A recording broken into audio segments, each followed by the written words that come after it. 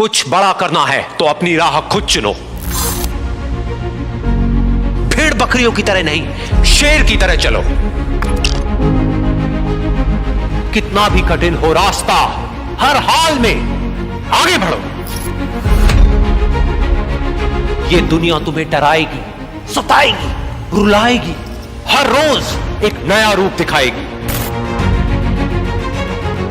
पर जिस दिन तुम अपनी मंजिल को पाओगे, तब यही दुनिया नाम तुम्हारा जपते जपते पीछे पीछे आएगी।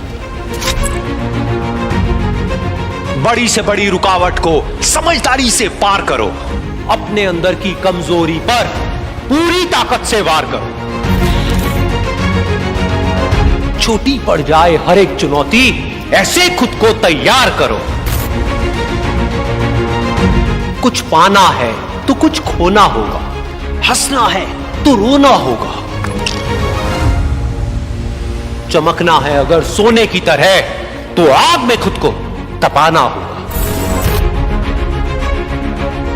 बदलना चाहते हो अपनी जिंदगी तो सबसे पहले खुद को बदलना होगा। भूल जाओ तुम कौन हो, बस एक बात को याद रखो, सबसे पहले है अपना काम, बाकी सब उसके बाद रखो।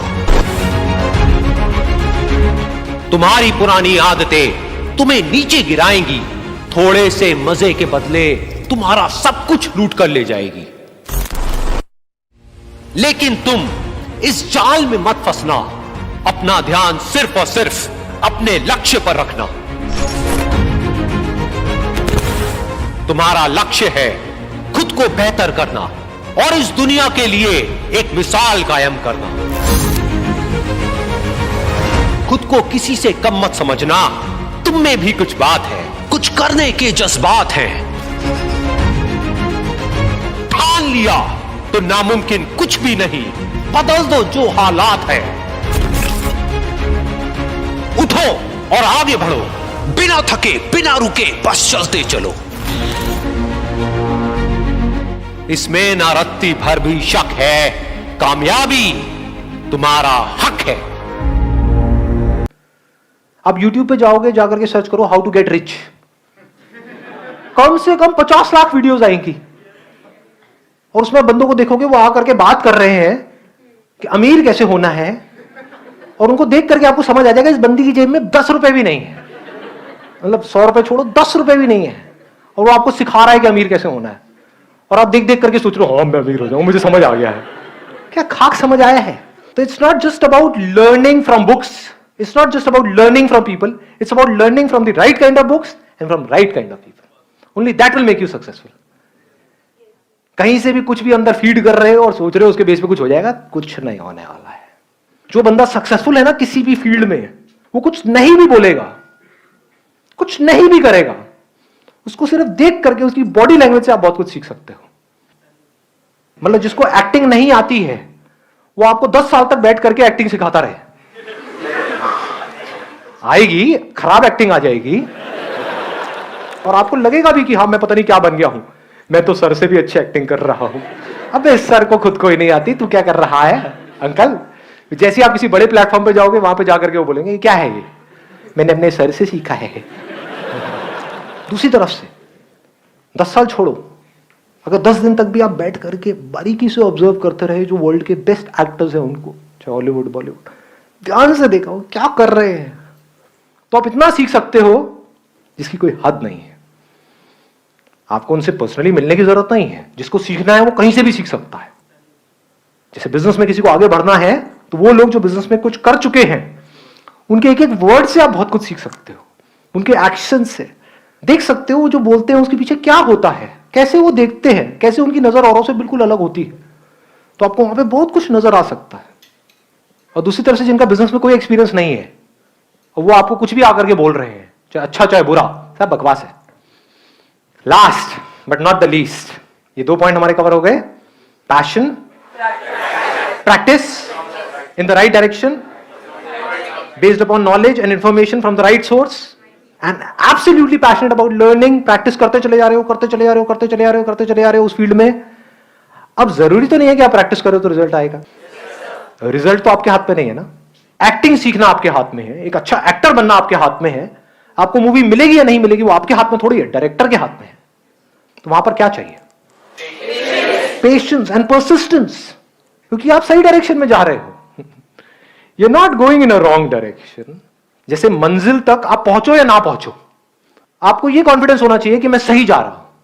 इनफैक्ट अगर आपको कोई बहुत बड़ी सक्सेस मिल भी गई, उसके बाद भी इन 3 पिलर्स को ध्यान में रखना है मरते दम तक। कितनी देर लगती है सक्सेस को फेलियर बनने में?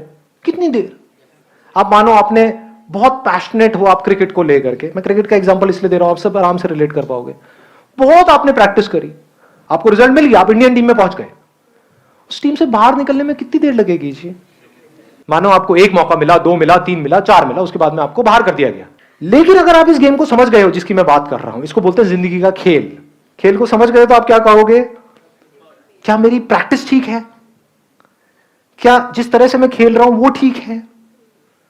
क्या मेरे में दम है तो मुझे इसकी परवाह करनी ही नहीं है कि मैं इंडियन टीम में हूं या नहीं हूं, मुझे सही खेलते रहना है। This is called persistence. This is not a negative word, this is an extremely positive word. Persistence को, पेशेंस को हम नेगेटिव समझते हैं ना जी। This makes you stronger. तो अगर सब कुछ मिल करके आपसे छीन भी लिया गया, आपको रत्ती भर भी फर्क नहीं पड़ेगा अगर इस खेल को आप समझ गए हो तो, क्योंकि आपकी सेल्फ एस्टीम तगड़ी है। भाई मेरे खेल में तो दम है, कब तक नहीं मेरे को मौका देंगे? कब तक मेरे को रोकेंगे आगे जाने से? जैसे आसमान में अगर सूरज है तो उसको कितनी देर तक बादल रोक सकते हैं? उसकी चमक को कितनी देर तक रोका जा सकता है? कुछ देर तक। लेकिन अगर चमक होगी तो पूरी दुनिया को दिखेगी, उसको रोकने का कोई तरीका नहीं है। और क्या है बचपन से आज तक अगर देखा जाए आपकी लाइफ को अगर समअप किया जाए, और क्या है खुश होने की struggle? We need desirable thoughts, feelings, emotions related to something. वो चीज है, उसका थॉट हमको खुशी नहीं देता है। डिजायरेबल थॉट क्या है कि ये चीज मेरी होनी चाहिए, वो हमको खुशी देता है। कोई पर्सन है, उसके साथ में हमारा रिलेशन है, समवन। जब रिलेशन अच्छा होता है तो हमको खुशी मिलती है। ये रिलेशन अच्छा एक्चुअल में क्या है? क्या एक्चुअल में फिजिकल लेवल पे कोई रिलेशन होता है या माइंड के लेवल पे होता है? हाँ, इसको दोनों चीजों को अच्छे से समझ लेना, बिकॉज इसमें सारे थॉट्स आ गए। अभी जहां हम खुशी ढूंढ रहे हैं वो थॉट्स में ढूंढ रहे हैं। मैं थॉट्स, फीलिंग्स, इमोशंस, इसको भी क्लब करके एक वर्ड दे रहा हूं, थॉट्स। एक्चुअल में फिजिकल लेवल पे हमारा किसी भी चीज से कोई रिलेशन नहीं होता है। आपका पैसे से क्या रिलेशन है एक्चुअल में एट अ फिजिकल लेवल? क्या आप उससे जुड़े हुए हो किसी चीज के साथ में? मतलब जैसे जमीन है तो एक्चुअल में आपको जमीन से क्या रिलेशन है? क्या वो जमीन आपकी है? इस सच को देख पा रहे हो? पेपर पे आपकी है, आपके माइंड में आपकी है, क्या एक्चुअल में आपकी है? ना आपकी है ना आपके बाप की है। ये बात समझ आ रही है? ये बात किसी की नहीं है। वो जमीन किसकी है? नेचर की है। मान लो तो किसी पार्क में भी आप जाकर के बैठ सकते हो, ये पार्क मेरा है कि नहीं? तो पार्क आपका हो गया। अगर एक्चुअल में आपने मान लिया तो ये बात समझ आ रही है नहीं आ रही है? हाँ। और ये मान लिया कि मैं गरीब हूं क्योंकि मेरे पास में अपना घर नहीं है, तो आप गरीब हो। तो ये सारा खेल माइंड के लेवल पे चल रहा है, एक्चुअल में कहीं भी नहीं है। मान ही तो रहे हो, ये आसमान मेरा है, ये तारे मेरे हैं, ये बादल मेरा है, ये बारिश मेरी है। ये नेचर किसके लिए है? इसका मीनिंग क्या है अगर इसको कोई देखने वाला नहीं है, जानने वाला नहीं है, सुनने वाला नहीं है? इस नेचर की क्या वैल्यू है अगर यहां पर कोई है ही नहीं? इस प्लेनेट पे अगर लाइफ नहीं है तो इस सब का मतलब क्या है? तो मानने के ऊपर है ना कि ये सब कुछ मेरे लिए हो रहा है। लेकिन हम ऐसे कभी सोचते नहीं है। हम क्या करते हैं? छोटी सोच, छोटा छोटा छोटा छोटा छोटा छोटा, बस मैं ये कपड़े मेरे, ये छोटी अलमारी मेरी, ये छोटा सा ये साइकिल मेरी, ये स्कूटर मेरा, ये गाड़ी मेरी, ये घर मेरा। बस वहीं पर उलझे रह जाते हैं, ऐसे ही मर जाते हैं, है कि नहीं? तो हमारी दौड़ क्या है? इसको आराम से समझना, बिकॉज है ना, कहीं भी ये मत समझ लेना कि मैं आपको ये कह रहा हूं कि पैसे की वैल्यू नहीं है। पैसे की बहुत वैल्यू है, ठीक है ना? मतलब वहां से कंफर्टेबल लाइफस्टाइल आपको मिलता है और कंफर्ट की वैल्यू है, बट उसका खुशी से कनेक्शन नहीं है। खुशी का कनेक्शन किसी और चीज से है, राइट अंडरस्टैंडिंग से है। हम कैसे खुश होने की कोशिश कर रहे हैं? एक्चुअल में फिजिकल लेवल पे हम कहीं जुड़ते नहीं हैं, ना चीजों के साथ में, ना लोगों के साथ में, बस अपने माइंड में जुड़ जाते हैं। जैसे आप किसी पर्सन के साथ में जुड़ गए तो जुड़ने में खुशी नहीं मिलती है, जुड़ने के बाद में जैसा होना चाहिए according to your own limited desires, जब वो हो रहा होता है तब हम खुश होते हैं। उसका एग्जैक्ट अपोजिट होता है तो हम दुखी हो जाते हैं। एकदम से मन करता है सब कुछ छोड़ छाड़ के भाग जाओ, सब बेकार है, घर भी बेकार है, ये भी बेकार है, वो भी बेकार है। मन करता है नहीं करता है, बहुत गुस्सा आ जाता है अंदर से। मतलब जितना मजा आया था उतना उससे बहुत ज्यादा, उससे कई गुना ज्यादा गुस्सा भी आता है, क्योंकि इस थॉट में मजा आता है, no doubt there is pleasure in this thought. जब हमारे अकॉर्डिंग कुछ हो रहा होता है तो मजा आता है, आता है नहीं आता है कि कोई पर्सन हमारे अकॉर्डिंग एक्ट कर रहा है, मजा आता है। जैसा हम चाहते हैं उसके अकॉर्डिंग कुछ हो रहा है, सक्सेस मिल रही है, मजा आता है।